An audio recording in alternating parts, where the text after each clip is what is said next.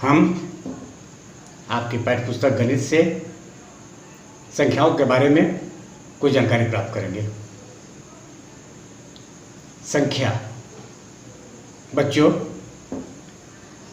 आपने पहली, दूसरी और तीसरी कक्षाओं में ही गिनती सीख लिया है। अगर आपको ढेर सारी वस्तुएं दी जाएं और उन्हें गिनने के लिए कहा जाए तो आप उन्हें बहुत आसानी से गिन लेते हैं। जैसे अगर आपसे कहा जाए, कुछ वस्तुओं को दिया जाए और आपको गिनने के लिए कहा जाए तो बहुत आराम से आप उन्हें गिन लेंगे। 1 2 3 4 5 इस तरह से आप गिनते हुए 6 7 8 और 9 तक पहुंच जाएंगे। अब 9 के बाद क्या आएगा? हो सकता है आप रुक जाए। हम क्या करते हैं गिनती में? 1 के बाद 2 आया, 2 के बाद 3 आया, 3 के बाद 4 आया। आपने कैसे समझा? बहुत सरलता से हम क्या करते हैं, जब 1 में 1 जोड़ते हैं तब 2 मिलता है। मतलब जब हम एक कदम आगे बढ़े तो हमें अगली संख्या मिली, फिर हम उससे एक कदम और आगे बढ़ते हैं तो हमें अगली संख्या मिलती है। इस तरह से हम 9 पर आते हैं और जब हम इसमें एक कदम आगे बढ़ेंगे तो हमें अगली संख्या मिलेगी। बच्चों, यहाँ ध्यान देना है। आपने जो गिनती लिखा, इसमें कुछ निश्चित संकेतों का आपने इस्तेमाल किया। वे संकेत क्या हैं? आप 10 के बाद भी आगे गिनती बता सकते हैं। इस तरह से आप गिनते हुए 19 तक जाएंगे।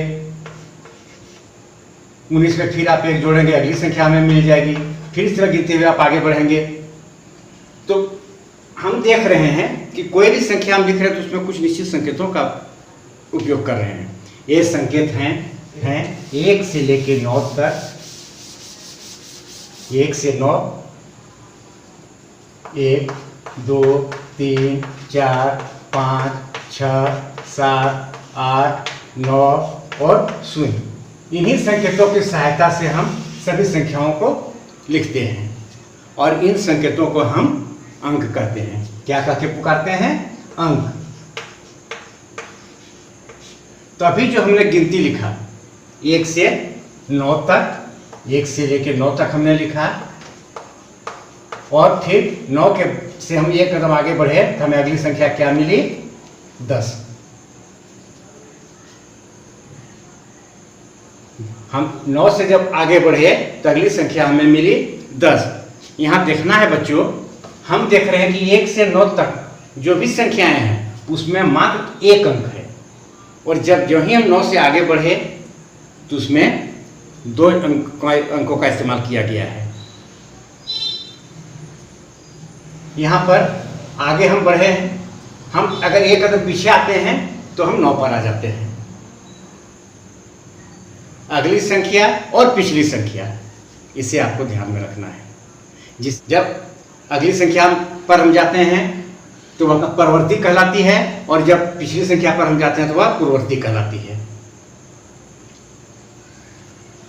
अब इसी तरह हम गिनती में आगे बढ़ते हुए 10 से हम गिनती आगे बढ़ाते हैं, 11 12 13 इस तरह से आगे गिनते हुए हम जाते हैं 99 पर, 99। और जब इसमें हम 1 जोड़ते हैं तो हमें अगली संख्या प्राप्त होती है 100। यहाँ बच्चों ध्यान देंगे आप, 9 से अगली संख्या हमें मिली 10 और जब हम 10 से आगे बढ़े, 11 से गिनती करते हुए गए, हम पहुंचे 99 पर, 99 पर और जब उससे हम आगे बढ़ते हैं तो हमें 100 मिलता है, 100। बच्चों ध्यान दें, 9 1 अंक की संख्या थी जबकि 10 2 अंकों की संख्या है। वहीं 99 2 अंकों की संख्या है, 100 यानी 100 3 अंकों की संख्या है। बच्चों, यहाँ आपको समझ लेना है सबसे बड़ी संख्या और सबसे छोटी संख्या कौन सी। अगर आपसे पूछा जाए कि 1 अंक की सबसे बड़ी संख्या कौन सी होगी, 1 अंक की सबसे बड़ी संख्या क्या होगी? हम गिनती जब गिनते हैं 1 2 3 4 से लेकर 9 तक जाते हैं, तो 9 के बाद हम जो ही आगे बढ़ते हैं हमें क्या प्राप्त होता है 10, जिसमें 2 अंक हैं। यानी एक अंक की सबसे बड़ी संख्या क्या हुई 9, और यहाँ प्राप्त हुआ हमें अगला संख्या 10। यह 2 अंकों की संख्या है। जब हम गिनती को आगे लेके बढ़ रहे हैं तो 10 से हम पहुँचते हैं 99 पर। 99 2 अंकों की संख्या है, और 99 जब हम आगे बढ़ते हैं तो हमें प्राप्त होता है 100। 100 3 अंकों की संख्या है। यानी यहाँ आप कह सकते हैं कि 99 2 अंकों की सबसे बड़ी संख्या है। अब सबसे बड़ी की बात हुई, बड़ा और छोटा हमने पहले यहाँ लिखा है। 99 2 अंकों की तो सबसे बड़ी संख्या है, या 9 2 अंकों की सबसे बड़ी संख्या है। अगर आपसे पूछा जाए 1 अंकों की सबसे छोटी संख्या कौन होगी, हम क्या करेंगे, हम पूर्ववर्ती संख्या पर हम ध्यान देंगे और हम पीछे हटेंगे। 9 से 8, 8 से 7, 7 से 6, 6 से 5, 5 से 4, 4 से 3, 3 से 2 और 2 से 1 पर आएंगे। 1 से आप पीछे जा सकते हैं क्या? नहीं। 1 से हम पीछे जाएंगे तो हमें शून्य मिलेगा। यानी 1 अंकों की सबसे छोटी संख्या क्या होगी? 1 होगी। उसी तरह जब 2 अंकों पर हम आते हैं, 10 से हम जो ही पीछे हटते हैं हमें 9 प्राप्त होता है, जो 2 अंकों की नहीं है, 1 अंक की है। यानी 2 अंकों की सबसे छोटी संख्या क्या होगी? 10 होगी। इसी तरह जब आप आगे बढ़ेंगे 99 100 से आगे जब बढ़ते जाएंगे आप तो आपको मिलेगा 999 तक आप पहुंचेंगे गिनते हुए, और जो ही इससे 1 कदम आप आगे बढ़ेंगे तो आपको प्राप्त होगा 1000। बच्चों, आपके समझ में आ गया होगा कि आप कह सकते हैं कि 999 3 अंकों की सबसे बड़ी संख्या है और 1000 4 अंकों की सबसे छोटी संख्या है। 1000 से जो ही 1 कदम पीछे हटते हैं हम 4 अंकों पर नहीं रह जाते हैं, 3 अंकों पर आ जाते हैं। इस तरह से आप संख्या को बढ़ाते हुए बहुत आगे तक जा सकते हैं। 999 के बाद 9999 आएगा, फिर 99999 आएगा, और यहाँ पर 10,000 होगा, यहाँ पर 1 लाख होगा।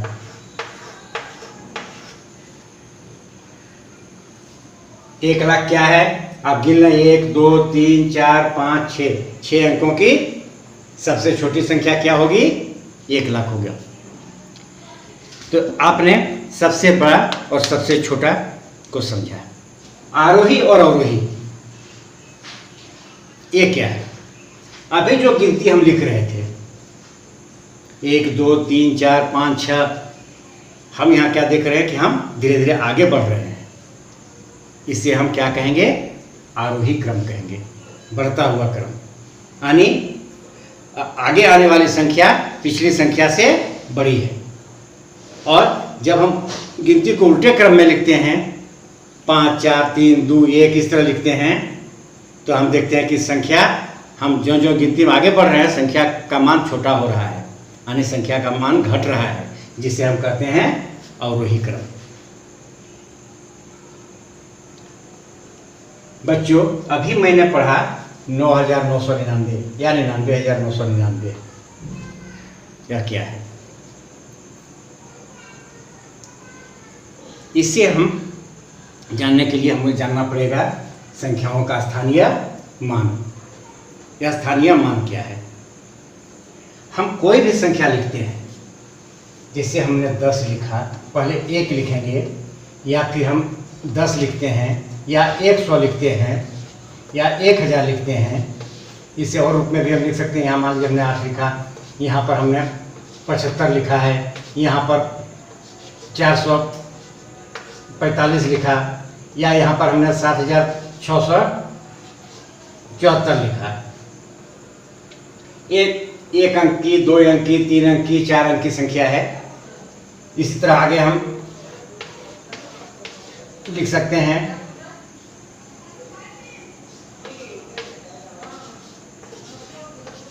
या 6 अंकों की संख्या है,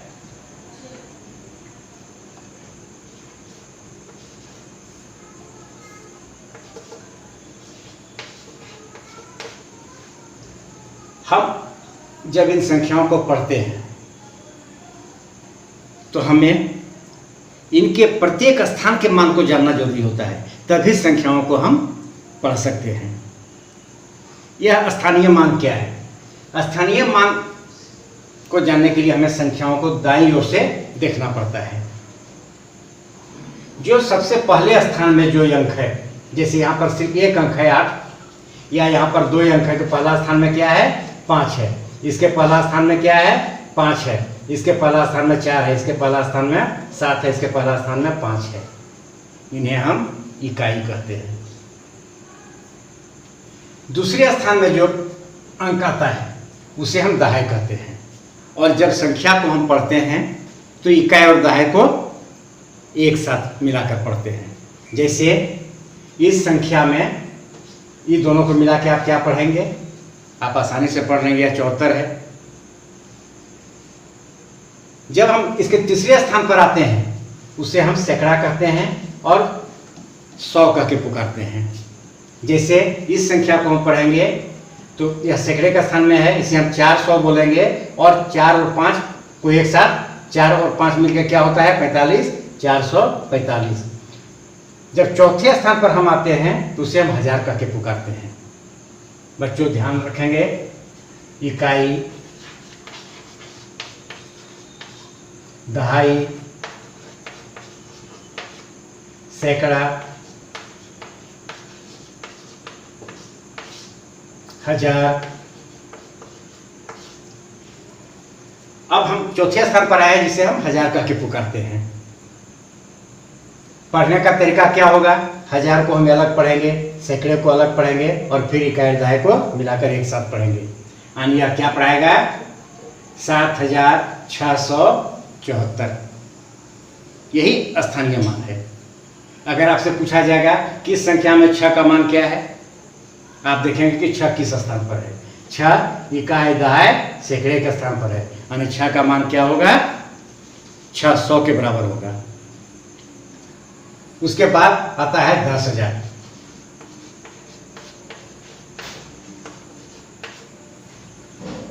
हजार और 10,000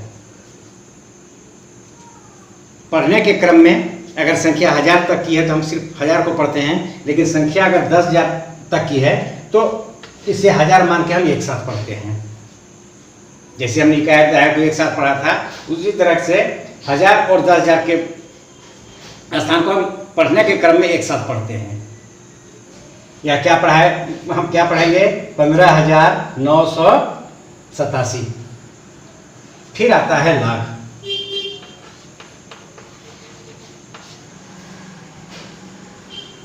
इसे क्या पढ़ेंगे?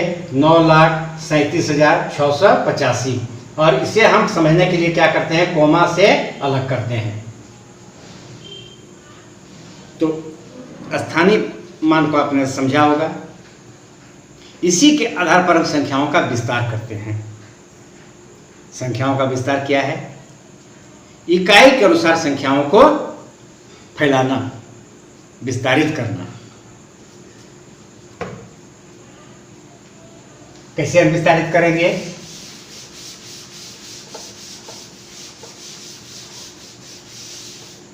एक संख्या है 5,000 या 55,973। इसे अगर विस्तार से लिखना हो तो कैसे हम लिखेंगे? प्रत्येक स्थान के मान को हमें अलग करना होगा। जैसे 5 कहाँ पर है? इकाई, दहाई, सैकड़ा, 1000, 10,000। 5 10,000 के स्थान पर है, इसको हम लिख सकते हैं 5 गुने 10,000। फिर जोड़ का निशान लगाएंगे। यह 5 कहाँ पर है? 1000 के स्थान पर है, यानी 5 गुना 1000। इसका मान क्या हुआ? 5 गुना 1000 यानी 5000। फिर इसको जोड़ का निशान लगाएंगे। 9 कहाँ पर है? सैकड़े के स्थान पर है, 9 गुना 100। फिर 7 कहाँ है? दहाई के स्थान पर है, 7 गुना 10। फिर 3 कहाँ है? इकाई के स्थान पर है। बच्चों इस विस्तार से आप समझ रहे होंगे इकाई का मान कितना के बराबर होता है? 1 के बराबर। दहाई का मान किसके बराबर होता है? 10 के बराबर। सैकड़े का मान 100 के बराबर। 1000 का मान अब 1000 के बराबर, और यह 10,000। इस तरह से हम संख्याओं का विस्तार करते हैं। इसी संख्याओं को पढ़ने में अगर आप ढंग से संख्याओं को पढ़ लेते हैं तो विस्तारित करना बहुत आसान हो जाता है। और पढ़ने का तरीका मैंने आपको पहले ही बताया था, जैसे 55,973।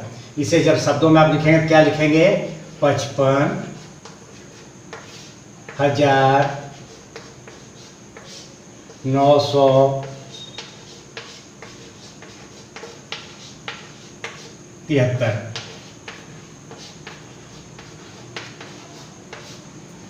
यह संख्याओं को शब्दों में लिखना हुआ। अगर संख्या शब्दों में लिखी हुई है तो इसके स्थानीय मान को ध्यान में रखते हुए हम इसे अंकों में भी लिख सकते हैं। जैसे यहाँ पर क्या है? 55,000 है, तो 55,000 है तो हम 55 यहाँ लिखेंगे। और हम जानते हैं कि 1000 के बाद कितने अंक आते हैं? 1000 के बाद 3 अंक आते हैं। अब यहाँ पर हमारा बचा है 900, तो सैकड़े के स्थान पर 9 लिखे और फिर है 73, ये क्या दहाई के स्थान पर हम 73 लिखेंगे। अगर यही 73 के स्थान पर यहाँ पर मात्र 6 रहता, आप क्या लिखते? हम जानते हैं कि 6 क्या है? इकाई अंक है, उसका मान इकाई में है, दहाई में नहीं है। ऐसी स्थिति में हम क्या करते हैं? दहाई के जगह पर यहाँ कुछ नहीं है, इस यहाँ पर दहाई की जगह पर शून्य डालते हैं और हम 6 लिखते हैं। बच्चों, इस पाठ में आपको संख्याओं को बड़ा, छोटा या बढ़ते क्रम में, घटते क्रम में आदि से संबंधित सवाल किए गए हैं। संख्याओं को बड़ा और छोटा करने के लिए गणित में कुछ चिन्ह निर्धारित है। बड़ा करने के लिए गणित में कुछ चिन्ह निर्धारित हैं। अगर मान लीजिए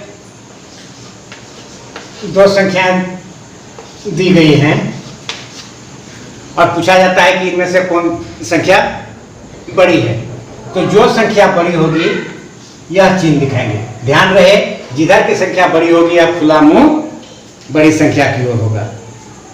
इस खुले मुंह का मतलब क्या होता है कि इसका मुंह जिधर है वह संख्या बड़ी है। इस तरह से आप बड़ी और छोटी को आप दिखा सकते हैं।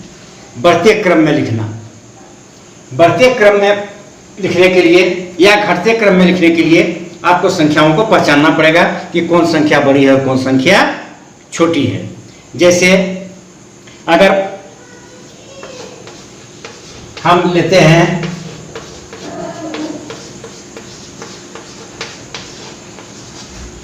ये 4 संख्याएं दी हुई हैं। अब इनमें से इन्हें हमें बढ़ते क्रम में लिखना है, यानी आरोही क्रम में लिखना है। क्या करेंगे हम आरोही क्रम में लिखने के लिए? सबसे छोटा को सबसे पहले लेंगे। आप जब विद्यालय में अपने प्रार्थना सभा में खड़े होते हैं तो सबसे छोटे बच्चों को आगे रखा जाता है और उसी क्रम में धीरे धीरे बड़े बच्चों को पीछे रखा जाता है। इसे हम आरोही क्रम के रूप में समझ सकते हैं। कैसे पहचान करेंगे हम कि सबसे छोटी संख्या कौन है?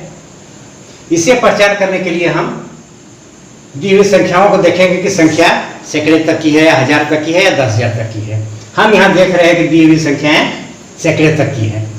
हम देखेंगे कि सैकड़े के स्थान में सबसे छोटा अंक किसमें है। हम देख रहे हैं कि यहाँ पर भी, इसमें भी 1 है और यहाँ भी 1 है। यानी अगर सैकड़े को हम देखते हैं तो दोनों संख्या में बराबर दिखाई दे रही है। अब आगे हम क्या करेंगे पहचानने के लिए? हम आएंगे दहाई स्थान पर। दहाई स्थान पर इसमें 6 है और इसमें 1 है। छोटा कौन है? छोटा यह है, यानी इसकी अपेक्षा यह संख्या छोटी होगी, इसलिए इसे हम पहले लिखेंगे और उसके बाद इस संख्या को लिखेंगे। अब बाकी 2 संख्या बचा है। यहाँ पर हम देखते हैं इसके सैकड़े के स्थान पर 2 है, इसके सैकड़े के स्थान पर 5 है।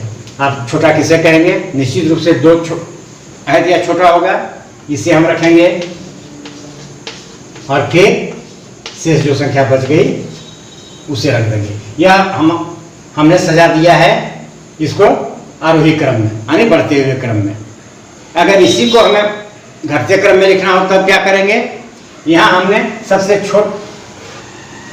छोटे से शुरू किया था। यदि घटते क्रम में लिखना होगा तो तब हम बड़े से शुरू करेंगे। जैसे हम 503 यहाँ स्पष्ट है कि यह सबसे बड़ा है, इसलिए इसको सबसे पहले लिख दिए। फिर यह है, अब यहाँ पर दो संख्या ऐसी है जो देखने में हमें बराबर लग रही है, क्योंकि दोनों के सैकड़े स्थान पर 1 है।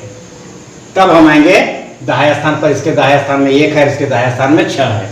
बड़ा कौन है? बड़ा यह है, इसलिए इसे हम रखेंगे और फिर जो शेष बच गया उसे रख देंगे। यह हो गया आरोही क्रम यानी बढ़ता क्रम, और यह हुआ अवरोही क्रम यानी घटता क्रम। आपको पूछा जा सकता है स्थानीय मान, किसी संख्या को दिया हुआ कोई संख्या दिया जाएगा, आपसे पूछ दिया जाएगा कि इसमें फलाने अंक का स्थानीय मान क्या होगा। जैसे मान लीजिए हमने लिखा 9764। अगर हम आपसे पूछ दें कि इसमें 7 का स्थानीय मान क्या है, 7 का स्थानीय मान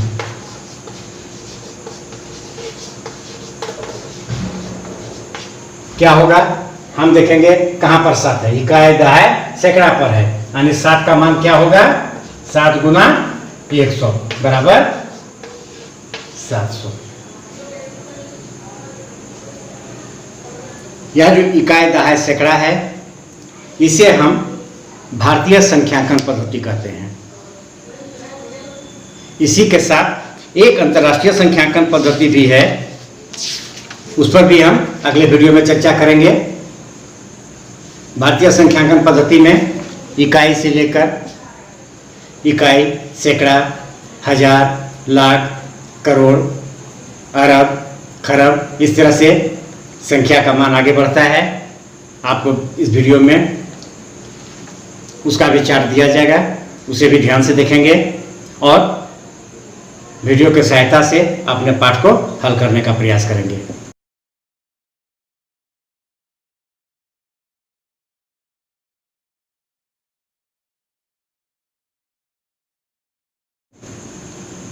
धन्यवाद।